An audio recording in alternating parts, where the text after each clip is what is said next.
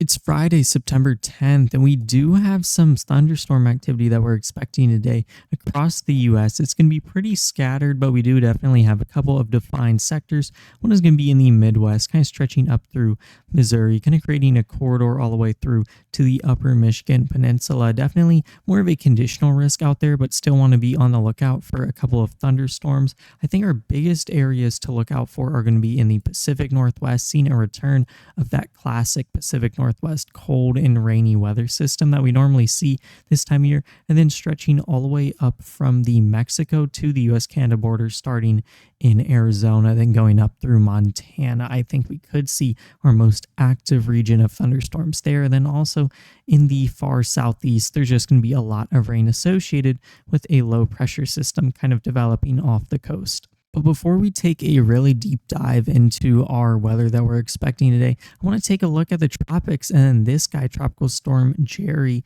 still definitely churning out here in the Atlantic, still going to take that turn out to the east, not harming anybody. It has kind of delayed its intensification a bit, though. It's just stalled at a 65-mile-an-hour sustained storm, but it still is making impacts to some of the islands in the Lesser Antilles. Currently, we have a couple of tropical storm warnings in place out there. Nothing crazy, but this storm is definitely still happening out here in the Atlantic. But for the actual stuff that we really want to know, because Jerry isn't going to come anywhere near the US, we want to know what the rest of the season is going to look like, and is there the chance to see a potential impact on the US from a tropical system? And currently, it really doesn't look in favor of seeing that. It looks like our trend of just seeing a lot of high pressure systems and then low pressure systems and fronts come off the US and then punch everything away. Looks like it's going to sustain until the end of the season. Of course, we have a couple more tropical waves pushing off the coast of Africa, going through the main development region, maybe getting their act together, but it looks like almost all of those are just kind of going to get sucked out to the Atlantic like we're seeing with Jerry here. Now, the only thing of potential concern is the Central American gyre, maybe catching some steam. We see maybe a system developing here from this gyre. This could really go anywhere, and we have no idea if this is going to develop, even as this is a model run pretty far out, just hinting at this is kind of coming alive, and this is going to be the new main region to look at until the start of November, when hurricane season officially ends. Now, coming back to our main focus, which is going to be some of the showery activity in the US today. This is one of the main regions I think that we're going to be seeing a lot of our weather. It's going to be up here in the Pacific Northwest, even parts of Northern California. We have a big cyclone rotating in the Pacific, bringing a lot of rain to the region. Nothing really crazy or super strong, though. Just some gusty thunderstorms that you're used to seeing this time of year. And it's also going to be a bit colder, so might want to stay out of the rain, especially right now. But that's going to be pretty much it for the Pacific Northwest.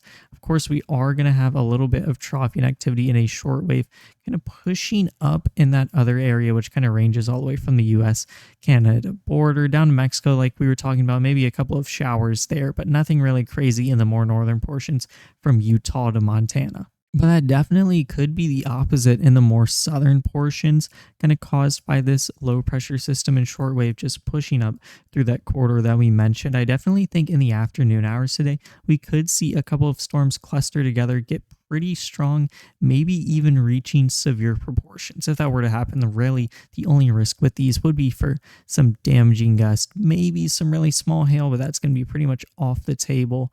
But I definitely wouldn't be surprised to see a couple of strong clusters of storms in the afternoon today in parts of Arizona, Nevada, and then even southern Utah. I think this corridor right here is going to be the area to watch as that shortwave kind of traverses up that corridor that we pointed out, or the National Weather Service pointed out in their outlook.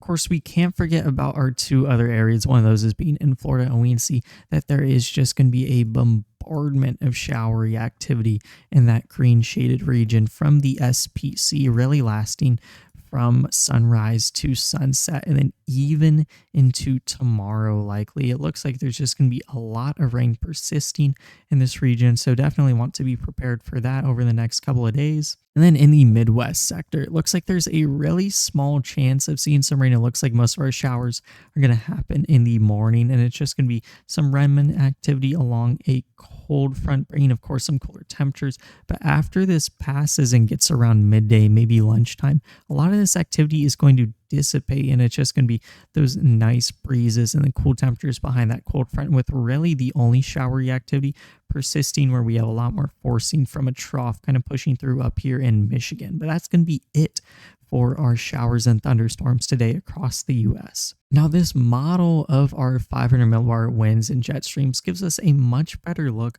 on why what is happening is happening. Of course, this is going to be that big trough that I was just mentioning that's going to be bringing a lot of weather to Michigan today, but not really draping down and bringing a whole lot further with that cold front. One of the main reasons is going to be this giant ridge right here, kind of stabilizing out a big portion of the US, but also conversely bringing a lot of organizational flow to areas out here, like in that Arizona, Nevada, and then even southern Utah corridor, which I think could see some organized storms, maybe even being severe, with a short wave pushing through. Of course, that short wave is going to be in front of this big trough right out here and across the Pacific Northwest. It looks like it's going to start to move onshore today, and then even tomorrow, this could be the causer of some actual severe weather in the US. And the last thing I want to mention are going to be the cooler temperatures. I have been mentioning cold fronts definitely a lot in today's forecast, and those are going to play a pretty big role in some more